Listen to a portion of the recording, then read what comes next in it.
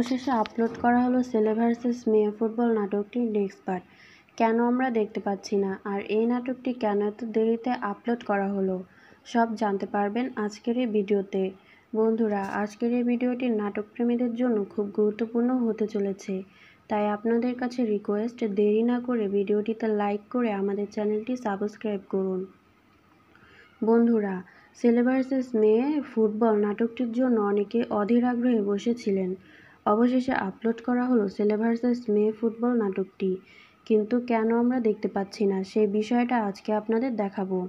আপনারা ছেলে ভার্সেস মেয়ে ফুটবল নাটকটি দেখতে পারবেন আমাদের চ্যানেলে।